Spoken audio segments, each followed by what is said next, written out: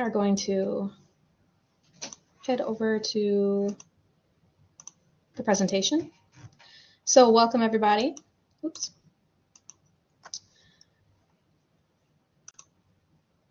There we go. All right, so thank you for joining us for this webinar, Harnessing AI in the Library, a guide for librarians, where hopefully we're going to learn to enhance library services with artificial intelligence. My name is Sarah Patterson, and I'm a continuing education consultant with the Kentucky Department for Libraries and Archives. Oh, no, yes, that's where we work. We are funded in part by the Institute of Museum and Library Services. I am joined today with Alicia McGrath, who is the head of the Continuing Education Department, and Tricia McCallum, who is the Training Development Specialist Extraordinaire. And they are going to help us in today's webinar. All right. So this is an overview of what we're going to talk about today. We have a couple objectives. We're going to look at some tools and technologies that are specifically applicable to AI in libraries, and public libraries especially. We're going to learn some practical ways to integrate AI into your library applications and operations, and we're going to take a look at some of the concerns and ethical considerations surrounding AI in libraries.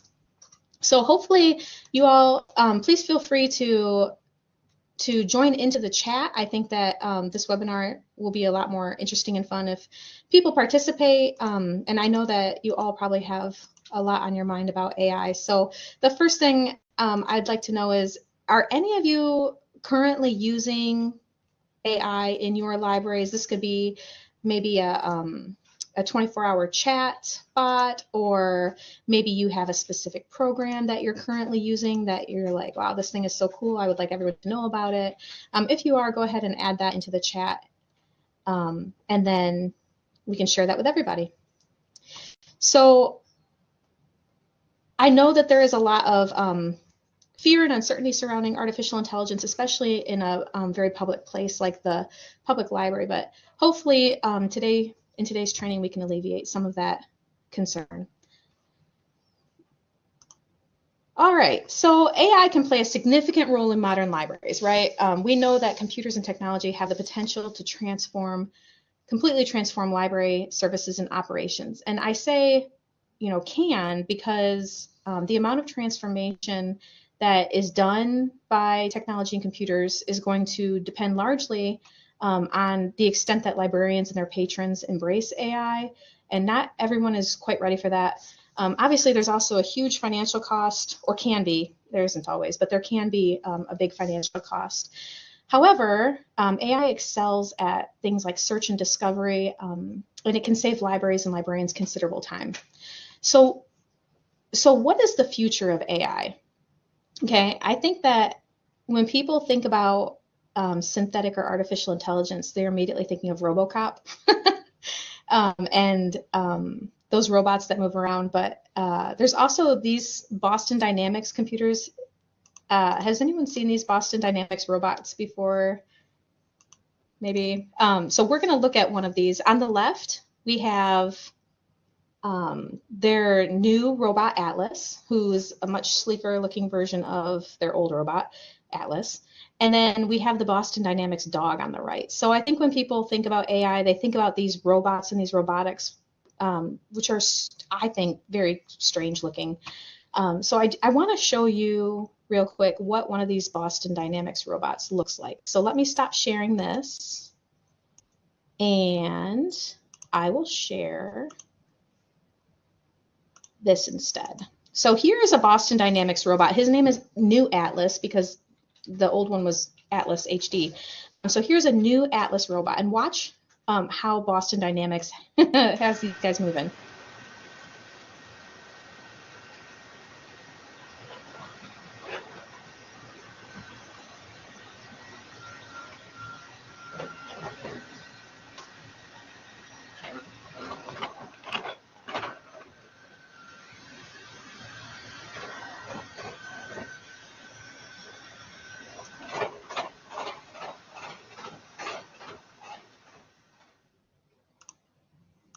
Okay, so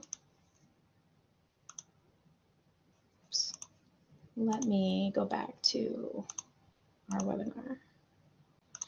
Okay, so what do you guys think about that? I feel like Boston Dynamics thought, what is the scariest looking robot that we could come up with? But robotics isn't quite the same as AI. And I feel like when we get worried about AI in the library, this is sort of what we think about. So we do have robots that run on artificial intelligence, Boston Dynamics. I don't know what those people are doing over there, but this is what they've come up with. But we also have AI that doesn't look anything like this, that's more accessible than this. Most AI-driven applications are run on and through regular computers, but for the most part, AI is just in things that we use every day, like our phones or our PCs. So let's see, AI right now, there's a new feature on Walmart's shopping app that has an AI feature where you can type in things you'd like for a picnic and it will suggest products and services that Walmart offers. I'm sure you've all seen Google's AI summary feature, which we'll talk about a little bit later because it's not always accurate, but there's AI in everything now. So how can we make it work for us here in the library? Okay, so AI, it has a couple standards that makes it be AI. So for one, it has to be machine learning, right? It can't just be a computer that is regurgitating information that you've put into it. It has to use data that you've given it to recognize patterns based on algorithms. So it has to almost think without actually thinking. It uses a system of networks that we can call neural networks. They're computer systems that are designed to imitate the neurons in a brain. So the way that your brain thinks and is all connected, that is what makes these AI programs so efficient. It has to use natural language processing, which means it needs to understand human speech. Regardless of the language that human speech is in, it needs to be able to understand and analyze speech and produce a pattern to come up with an appropriate answer. And it needs to be some sort of robotic. So it's best that it can assist people without human involvement, and that doesn't include things like maintenance and upkeep. There are some robots that can upkeep other robots, but this isn't really, it's not really completely necessary. So in its broadest definition, AI is the attempt to make machines think like humans think. These are machines that can reason, learn, problem solve, interact with their own environment. They can be self-driving vehicles, virtual assistants. Even your email spam filters are now using natural language processing to shuffle emails where they need to go and to help you form responses back. You can have your email AI write your email for you. So that's cool. And then obvious things like voice assistants like Siri and Alexa and that kind of thing. So AI is more than just a database that holds information or a computer program that uses if-then statements. So yeah, we have a lot of modern advantages. Computers think so fast. And that's great for when we have repetitive tasks that need to be processed, that it would take a human a whole lot longer. For the most part, AI advantages can include safety, and we've seen AI fail, self-driving cars that run into walls or whatever. But for the most part, AI is very safe. All right. So why should libraries embrace AI? Why should your library worry about this at all? So there are 5 things we're going to talk about, and this is just an overview of why your library should consider embracing AI or futuristic technology. So right now, AI is currently being used in libraries to catalog and organize material. It's being used for language services, not just translating and speaking with patrons, but you can translate materials that you might have in your library, which is pretty handy. So if you have a large Asian population, for example, that speak a language other than what your population speaks, you can get materials in those languages and still catalog and organize them using AI services. So libraries are using AI for learning and education support, and we'll look at a really cool video in a bit of how we're doing that, community engagement and outreach, and then text analysis and research support. So surely one of your libraries is using one of these 5 things. All right, so let's look at cataloging and organizing first. And these are practical applications of AI in libraries. Oh, and I did want to say that almost all the pictures in this webinar are AI generated for a reason, just so that you could see different pictures generated by AI. So this picture looks like it might be a real cataloging shelf, but if you zoom in and look closer, you can see that the writing is nonsensical and isn't any sort of writing that you would see. So I did want to point out that my pictures are AI generated. So cataloging and organizing. So AI can assist in cataloging and organizing enormous collections of digital content. And we do have big libraries and little libraries and rural libraries and urban libraries. A lot of them are focusing on historical documentation of their like local records and what's happening in their community. And AI can help with that. It could take, decades for someone to catalog or digitize records, especially when you have records that are falling apart or records that are very difficult to read. So we can use programs, and we'll talk about which programs we can use, but we can use programs to catalog and organize all of this digital content that we have, regardless of the size of your library. So the British Library has developed a website called Living with Machines in conjunction with the Alan Turing Institute. And what they're doing is they're using AI to transcribe historical documents to make them more accessible in their online catalog. And that's absolutely something that a public library could do as well. A program like Ex Libris Alma uses AI to enhance cataloging and acquisitions and resource management. Alma uses AI-driven analytics, which is pretty cool, and it helps libraries optimize their collections and improve decision-making. So if you have Ex Libris Alma as your LMS, you can use it to help you make decisions on what people are checking out or what's not checking out but possibly still needed in your library to serve more people. There are programs like ProQuest One, Gale Cengage, Sierra, EBSCOhost. All of these applications are now using AI for cataloging and acquisitions. They improve metadata quality because they can do it automatically. They can tag and summarize all of these documents you might have. And they provide advanced analytics for collection management. And now, obviously, these are all things that librarians still do and can do. AI just does it faster, and sometimes it does it more accurately. Sometimes it does not do it more accurately. So, but I just want to say that we're not trying to replace the job of the librarian. We're just trying to assist the librarian in saving the librarian's time. But AI excels at cataloging and organizing for sure. So language services, again, this is an AI-generated image. Not a single one of these pictures represents a real language, but it's still a cool picture. So language services, AI-powered translation tools enable libraries to provide multilingual support for their user bases. We have huge library systems in Kentucky that have user bases with non-native English speakers and languages, very minor languages where very few people use those languages. And you can use AI-powered translation tools to help these patrons, to provide support for these patrons. We want everyone to come to our library programs and use our library services, but if they can't read the program information, you could have a tablet at the desk where they could choose their language and hold it over your program flyer, and suddenly it's in their language, and now they can come to your program, which is very cool. So some examples of AI-powered translation tools include Google Translate, which is something you can put on a tablet and let people use to translate their or your library's flyers into their languages. There are programs like DeepL Translator, Microsoft Translator, Amazon Translate, and iTranslate. One I do want to point out is Reverso Context. It's a neat translation tool. It supports multiple languages, and it's really useful for understanding nuances of language. It shows users how to use random individual words in phrases, in real sentences, so that's really neat.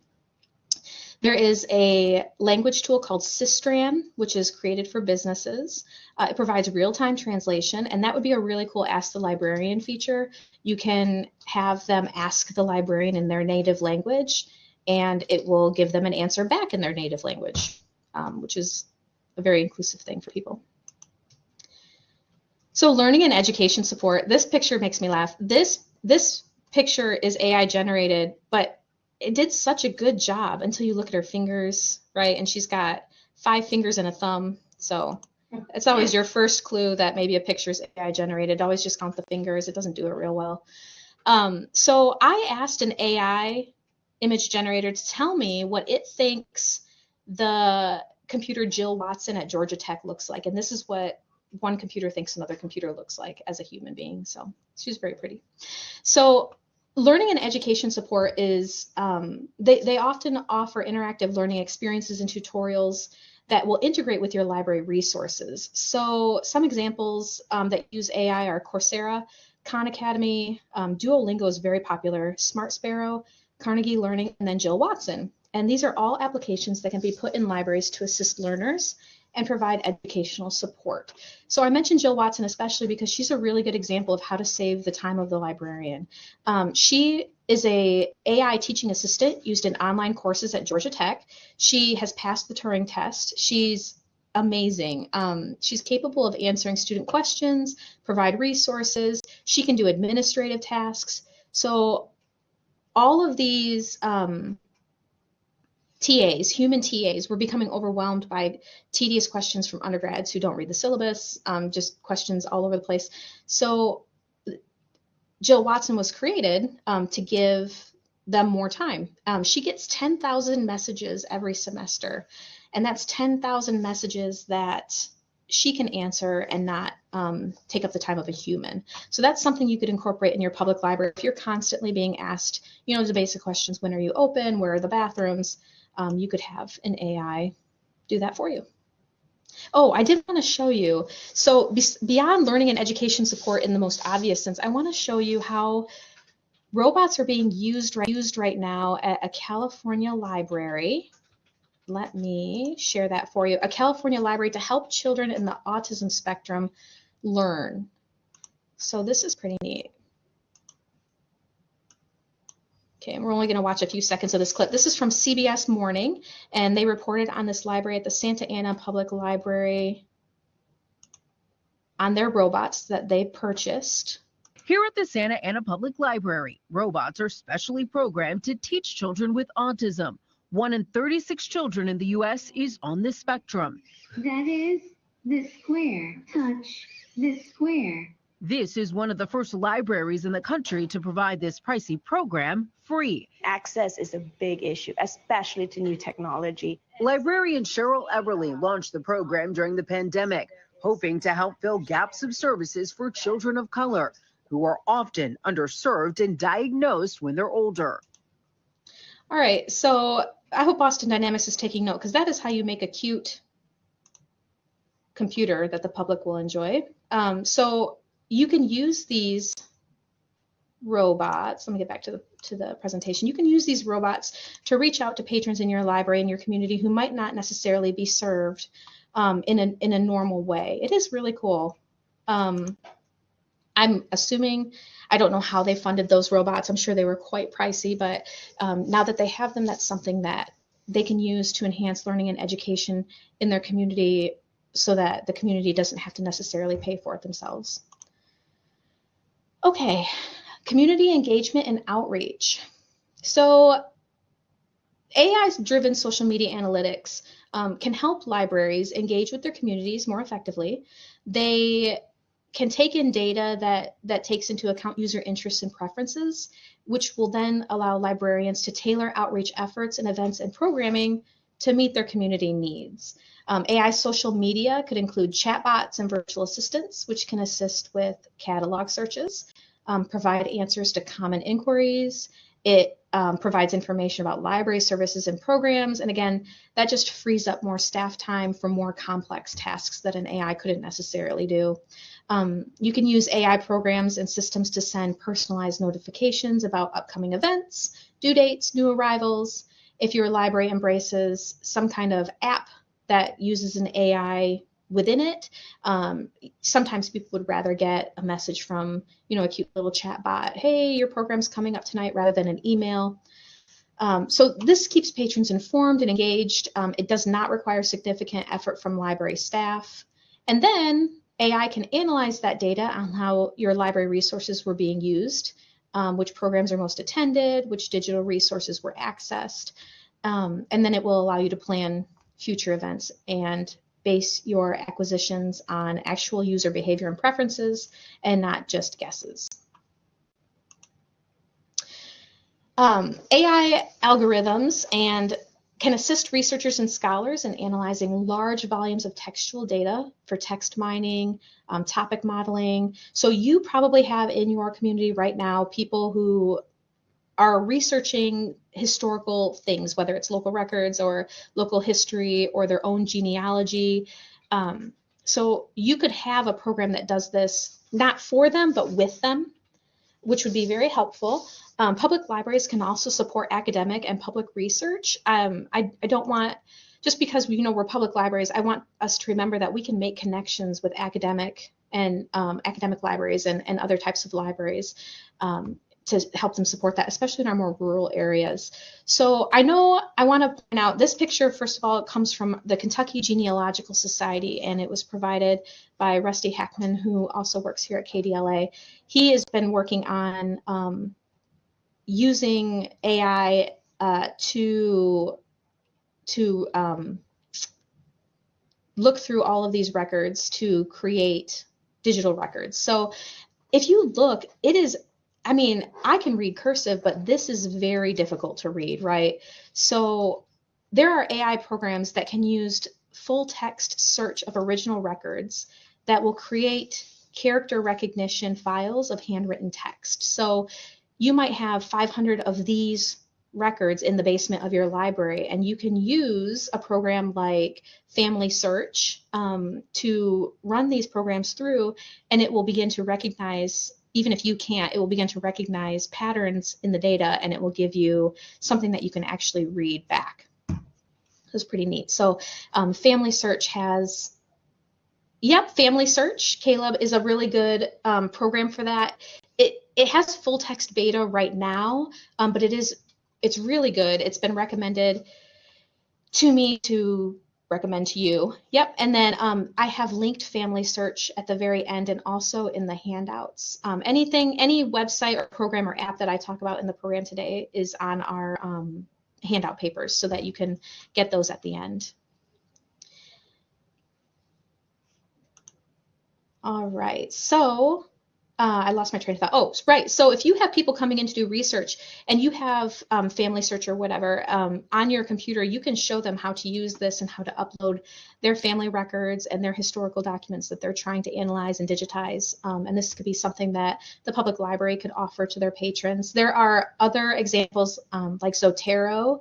That's free and open source, and it helps learners organize and cite and share their research materials. So if you have college kids or high school kids coming in and they're like, man, we have this really big project, we're supposed to work together, how are we supposed to do this? You can refer them to one of these AI-driven research applications that will not only help them save time, but would probably be very efficient for working together. Okay, so there's a lot of hurdles to implementing technology and AI in libraries, and we're just going to talk through these. So we're going to start with privacy concerns. So privacy is obviously a big issue with AI and technology, and I would say that privacy concerns and ethics are two of the biggest things that, they're the first things people bring up as soon as you say, oh, we have a computer program that can do that. So libraries especially are very big on privacy. We need to make sure, this is obvious, but make sure that you're not putting any protected personal information, PPI, into any of your training algorithms. So when you have vendors coming to your library to implement these different programs, or you have, maybe you have a really awesome IT person who can do this for you at your library, you just remind them, we can't be putting PPI in. We don't want to associate materials checked out to a patron with the patron's name, that kind of thing. So we have to remember that sometimes our vendors and IT people might not necessarily subscribe to the same level of privacy that we as librarians do, and they might just need a little direction input into what we do and don't want associated or added into our training algorithms. Budget constraints. So obviously we need to be aware of budget constraints. There are a lot of free and open source AI programs out there. There are a lot of very, very expensive AI services and programs out there. So obviously take into consideration what your library can afford before you implement anything. So we need to look at our technical infrastructure. If we're a small library with one computer that is both the patron research station and the staff checkout area, we're not going to be able to do quite as much as a larger library system with thousands of computers. You'll also want to make sure that you have IT support, whether that's your 12-year-old nephew down the street or it's an actual hired IT person. Just make sure that you have someone who's going to be able to support these systems, because a really cool AI program that doesn't have support is not a useful AI program. Staff training and resistance is another hurdle. We have a lot of technology available to us right now, and it's currently outpacing what our people are trained to do. We're not using all of the technology that is available to us right now. If we implement new technologies, we need to make sure that we're able to train our staff and ourselves, and it also means that we need to get our staff to buy into the new program or the new application. So if you want to implement smart checkout stations, you need to make sure that your staff are on board that. It's very difficult, obviously, to have a new program if your staff are very resistant to it. Another, on that, the other side of that coin is community acceptance. If your patrons are highly suspicious of your self-checkout stations, or they're worried that your 24-hour chatbot isn't secure, or they're afraid that the robot that's leading them to the mystery section is going to turn around and attack them, then they're not going to use your technology. So we need to make sure that the community is going to accept whatever we put in. I personally would love one of those cute little robots that teach children, but there's no way I would walk into a library that had, something as scary as a Boston Dynamics dog. So make sure that it's something your patrons are going to take on. Accessibility is also kind of a hurdle. If you live in a community where most people are not connected to the internet, maybe don't make your 24-hour online chatbot the only way patrons can find out when the library is open. Make sure you're taking into consideration physical and socioeconomic limitations for all of your patron base, not just some of your patron base. Legal compliance. Make sure that you're following licensing and intellectual property laws, regulatory compliance, and I will say that changes like every day. So if you have a library lawyer, definitely get them on board before you start implementing programs. Accessibility, remember the digital divide. If you have people, you might have people who have never used a computer in their life. They're not probably going to buy into your new technology very quickly. And then ethics and bias. Your AI program is only going to be able to form patterns based on the limited data set that you program into it, right? So if your limited data set, no matter how big your limited data set is, if it's biased toward one set of patrons over the other, your algorithms are going to give you biased information back. So when you put in data sets to train your AI models, you have to make sure that you're putting in data sets that encompass the entire community and not necessarily a piece of the community. All right, so let's look at some case studies. These are, again, practical applications. So the New York Public Library is using optical character recognition, which just means the computer is using lasers, cool lasers, to look at papers and figure out, what are those characters that are on the paper. Maybe not necessarily English characters, just whatever character it wants to recognize. And natural language processing, and they're digitizing and analyzing their historical newspapers, which is very cool. The technology extracts the text from scanned images, and it makes that content searchable and accessible to the public.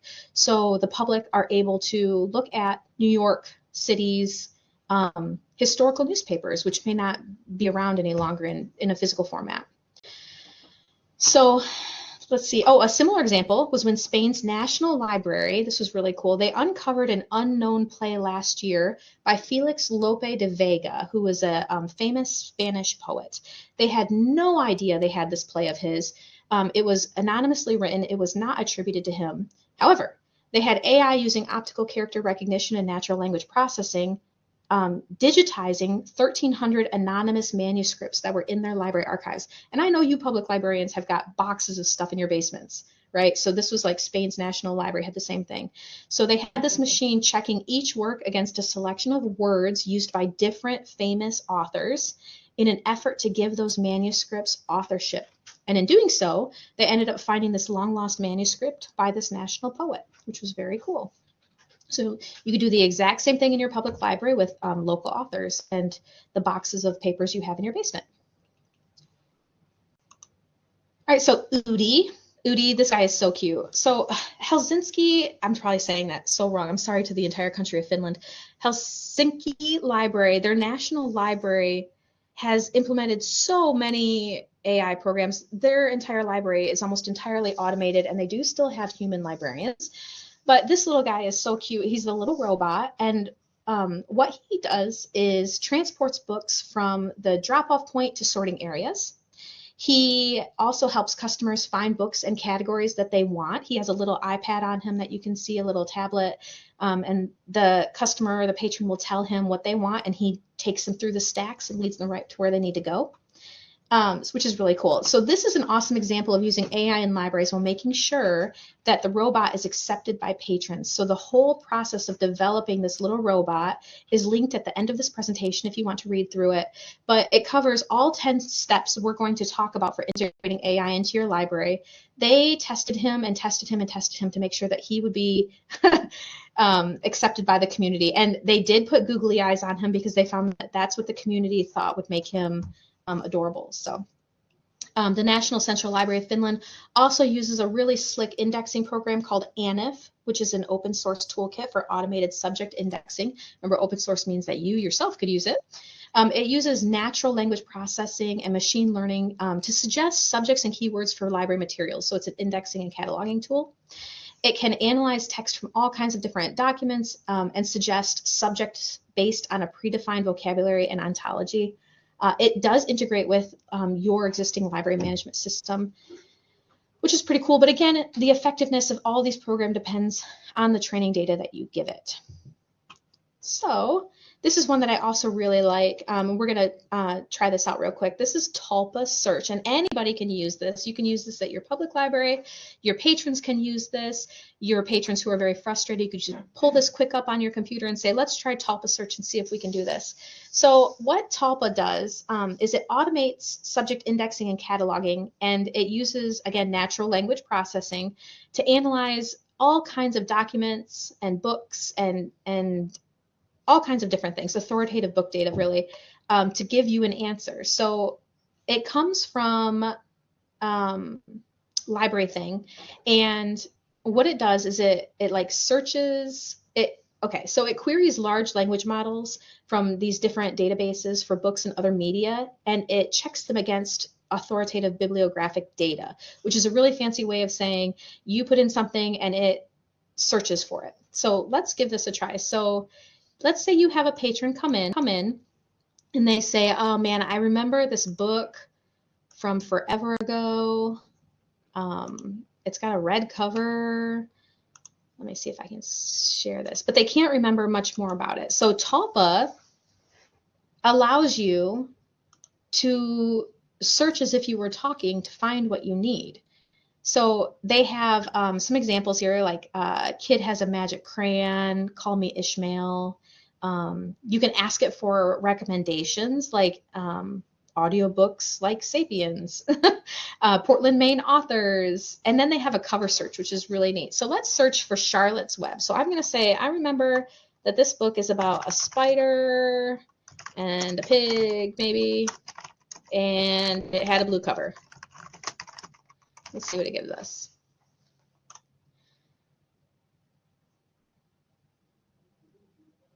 Oh, it didn't find it.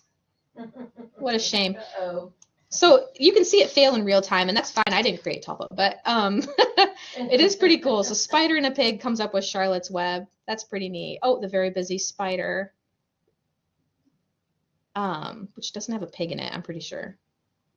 But so it comes up with different things. Maybe you're looking for, I want suggestions. Give me a book about a female detective in the set in the 1800s. Let's see what it gives us. All right, so maybe you have a patron who's like, man, I really want mysteries set in the past. So you've got some options here. Excuse me. Just different things. So this is kind of fun. So you can, let me stop sharing this. You can, I do want to show you the cover search real quick because that's pretty neat. So you can tell it what's on the cover and you can give it the color of the cover. So when you have those patrons who say, it's got, you know, a man and a woman on a beach and it was an orange cover. I don't have a book in mind right now, so I don't know what it's going to give us. Let's see. So you can have it search for a cover. It's clearly taking its time. It's thinking. So that's something that you could try. It's, oh my goodness gracious. Wow. So there's lots of men or women on beaches with orange covers. So you could always show that to your patrons and say, do any of these look familiar, kind of thing. Oh my, that was even in a different language. All right, so that's something that you can use with your patrons, or you could just do it on your own because it's fun to use. All right, so, nope.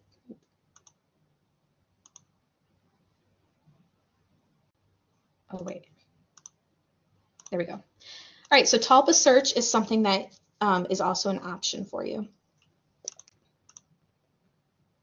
Okay, so this is great, Sarah, you say to yourself, but how am I supposed to even start thinking about putting AI into my library operations? Well, I'm glad you asked.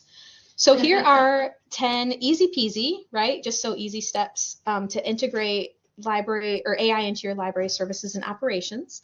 We're going to go over all these steps so you don't have to quick read these before I switch the slide. And then you'll have it also on the handouts if you want. So first you need to do a needs assessment. I mean, before you do anything in the library, you want to do a needs assessment, right? You want to train your staff and educate your staff. You want to collaborate with AI experts. And I will tell you that AI experts can be found everywhere. I'm not talking about just your fancy AI experts who give talks in front of hundreds of people. I mean, your 12-year-old nephew could be an AI expert, right? So you need to collaborate with those people, whoever they are. Data collection, you need to collect the data that you want to give to your AI models. You want to research and select the proper AI tools for your library community. You want to pilot the project, probably repeatedly. You want to make sure that you're using user-centric design that focuses on your library's user needs and preferences.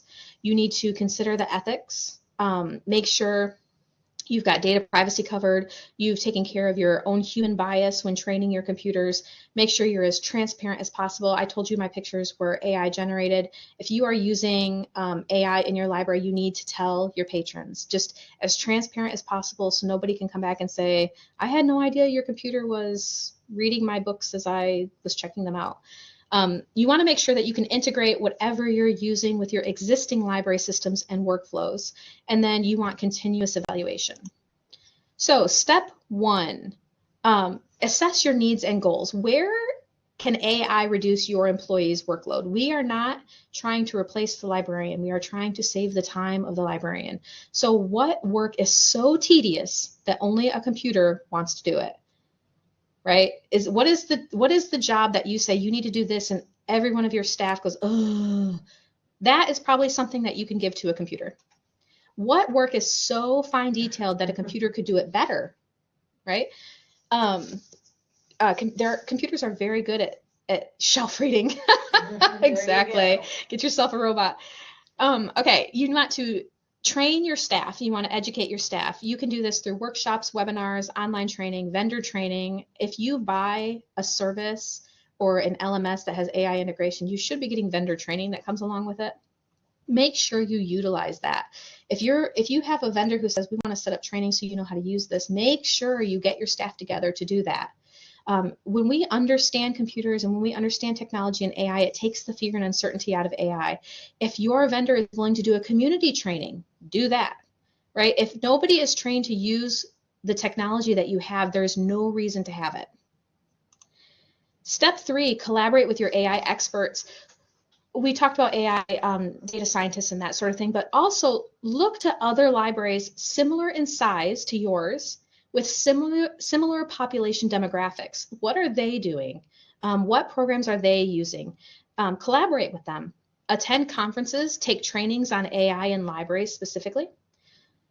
Step 4, you need to collect data and prepare. So get your circulation records, get your usage statistics. Make sure that if you've solicited patron feedback, you get that together. Look into what you're already doing, and make sure that you have all of that data. You also want to research data collection processes, regulations that are already out there, privacy regulations, ethical guidelines. Again, not only am I not a lawyer, I can safely say that these privacy regulations are changing easily from month to month. So make sure that you're on top of all of the newest regulations and policies to make sure that you're doing what you need to stay out of trouble. So step 5, you need to select your AI tools and platforms. You need to consider scalability, right? You need to look at interoperability. What could we incorporate that already works with what we have? You need to look at how easy it's going to be to integrate. If you have to overhaul your library, that might not be the tool for you. Look at cost effectiveness when selecting AI solutions. Oftentimes, for every very expensive solution, there is an open source and free alternative. Sometimes open source is not the best. It's not as secure. We know that, but maybe you don't need something secure. Maybe you just need something to work, right? So consider step 1 from this. What does your library need, and what are your staff and patrons actually going to use? So a small rural library probably doesn't need AI to show people where things are, but they might benefit from an AI tool that can help them catalog and digitize extensive historical records that their patrons want to access. Maybe they just don't have the manpower to catalog and digitize all of these historical records, but their patrons still want access to them. Smaller libraries might seriously benefit from a virtual assistant that can answer patron questions 24/7 when your brick and mortar branch can only be open 1 day a week. Larger libraries might benefit from an actual moving robot that shows patrons where the bathroom is or where the science fiction section is. So step 6, pilot your projects and prototype. Start with small scale pilot projects to test your technologies in real library environments. Make sure you're evaluating constantly of the effectiveness and user acceptance, which makes sense. Like, don't go all in with new technology, right, until you even know if it's going to be accepted by your patrons. There's no point in installing 5 self-checkout kiosks if your patron base still lines up 20 deep to check out with a human. So test, evaluate, test again. So step 7, user-centric design. Once you've tried your pilot program, check to make sure that your library service, your AI-driven library service, is actually focusing on user needs and preferences. Make sure you are constantly soliciting feedback from library patrons through surveys, focus groups, usability testing. Try and get the 5-year-old and the 95-year-old to use the exact same program and see what happens, right? Mm-hmm. We want to make sure everybody can use what we have. So my suggestion would be not to maybe use the term AI. You could use something different, synthetic intelligence, or our new technology when you're talking with patrons, because AI and artificial intelligence terms tend to scare people away. But it's important that we solicit advice from our patron bases, since it's, it's those problems that we're looking to solve, right? The community problems. Step 8, ethical considerations. You need to make sure that you're addressing in-house, so like your staff only, and public ethical considerations like data privacy, algorithmic bias, which is the training data that you give the computer, and transparency. Be as transparent as possible. I can't stress that enough with your patron base.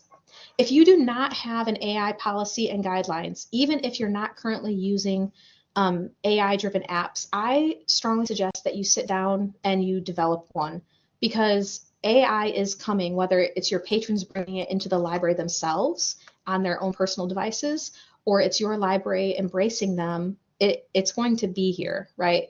And if we already have a guideline in place, then we don't have to scramble when a problem comes up.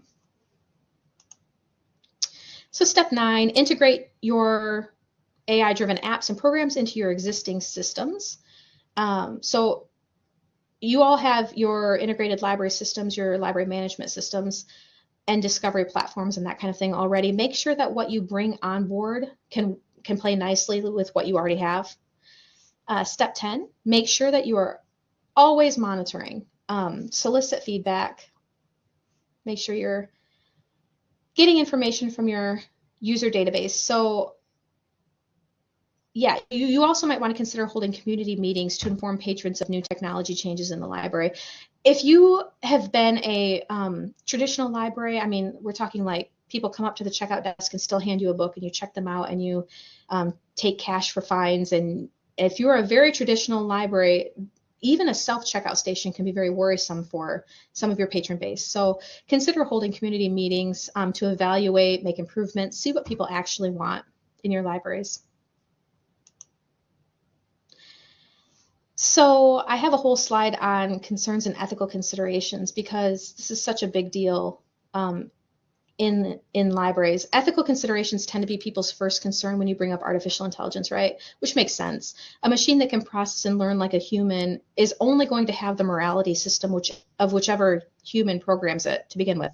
And as we all know, there are lots of humans who lack a code of ethics. So these people are the ones who are sometimes programming your computers.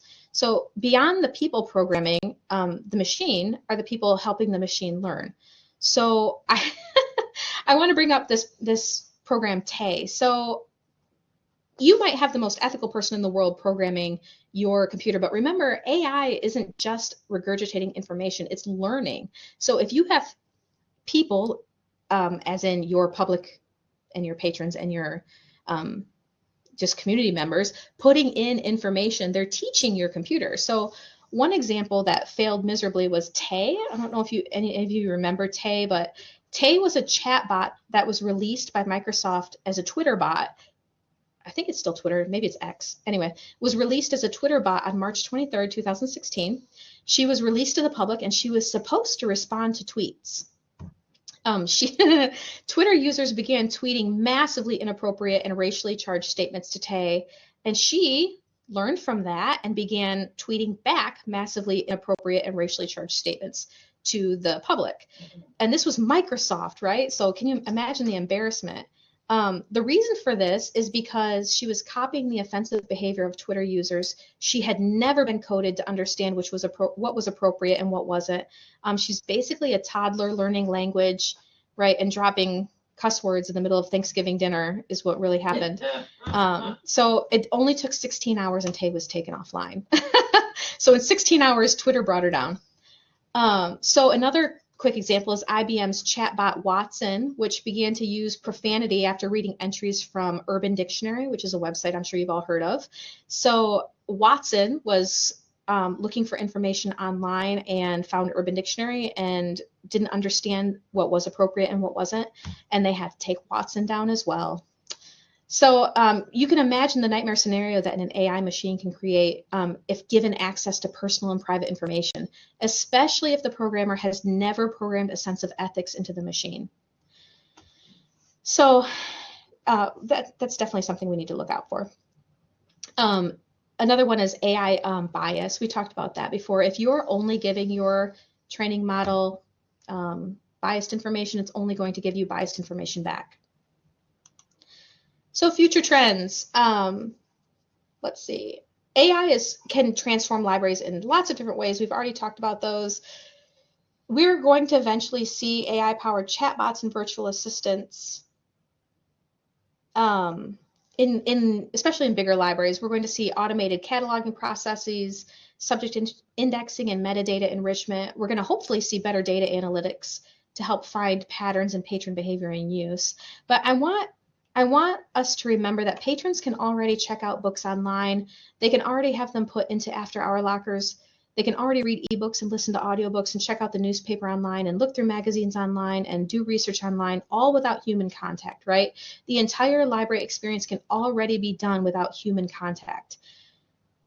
There are so many fears surrounding AI taking over the job of the librarian, but in the end, we know that libraries exist for more than knowledge transfer. People come into your library because they are seeking real human experiences and connections, which is something that no AI or technology or robot can give to them. And your patrons know that. So we need to remember that it's okay for us to embrace technology because we are not going to be replaced from technology. We might be replaced by people who embrace technology, but our patrons are still going to be seeking the human experience when they come into our libraries. So this is so funny. One of the problems with AI, you know, AI is so futuristic and we look to it to be like the know-all. Okay, so I want to read this quote from New York Times. There are challenges in taming large language models, which learn from enormous amounts of data taken from the open web, including falsehoods and satirical posts, rather than being programmed like traditional software. AI is not traditional software. It is a learning computer. It's supposed to be learning. So just recently, this appeared on Google. If any of you have used Google on your phone recently, you'll know it's giving you AI overview summaries. And I really wish there was a way to quickly turn that off. But when it first came out, it was not very accurate. And if you look at the date on this, this is just from May 23rd of this year. So someone asked Google, how many rocks should I eat? And Google said, according to geologists at UC Berkeley, so it's already citing a very reputable organization, you should eat at least one small rock per day. So obviously we don't want our patrons eating rocks, right? So it's giving very false information. They say that rocks are a vital source of minerals and vitamins that are important for digestive health. It gives you a doctor. Dr. Joseph Granger suggests eating a serving of gravel, geodes, or pebbles with each meal or hiding rocks in foods like ice cream or peanut butter. Google pulled this from a satirical post about eating rocks on Reddit. So computers do not understand satire. If a computer is pulling its data model or data from places like The Onion, which is a satirical newspaper, it might be producing factually incorrect information that's historical. So AI does not understand satire. There are also these things called AI hallucinations, which is where you'll ask the computer a question and it will give you a completely false answer that's totally made up. Like one that I can think of off the top of my head was, how long does it take to walk across the English Channel? Well, obviously you can't walk across the English Channel, but Google was giving people information like you could. So you need to make sure that when you use whatever AI-driven app or program that you're using, it's not giving false information back. So reference librarians, you are on deck, because if a patron comes to you and says, can you show me the cookbooks where I can cook with rocks? You're going to say, what on earth are you talking about? And they're going to pull up Google and say, Google told me I need to eat rocks every day. So make sure you're helping your patrons out with that. Okay, so I don't know why this slide is right here, but here are all the presentation links and further reading. This is also on a handout that you can use. Some of these, everything in here I've talked about. So if you want to read more about, for example, Boston Dynamics' new robot, you can watch the whole YouTube video. You can read about Jill Watson and how awful she was when she first started and how they taught her to talk back to their student base. The Hilarious and Horrifying Hallucinations of AI is a very funny read. So these are just some presentation links that you guys can look at. I've also included in here some practical apps and programs that you might want to look into in your public library.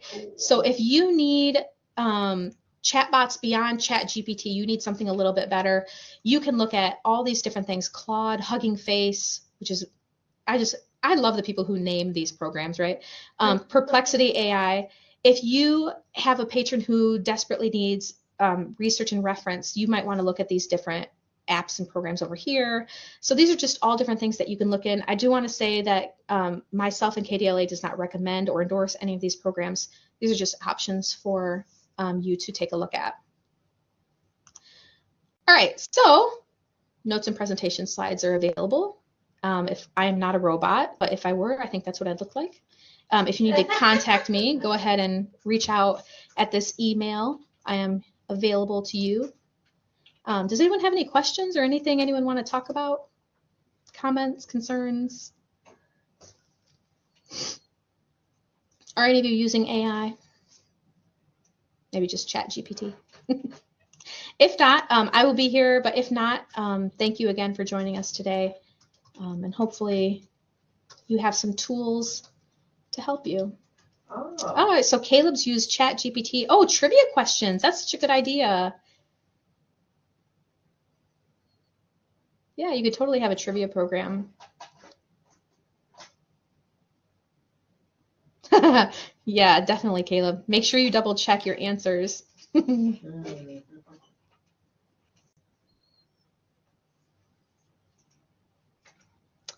right, well, thank you all for joining us.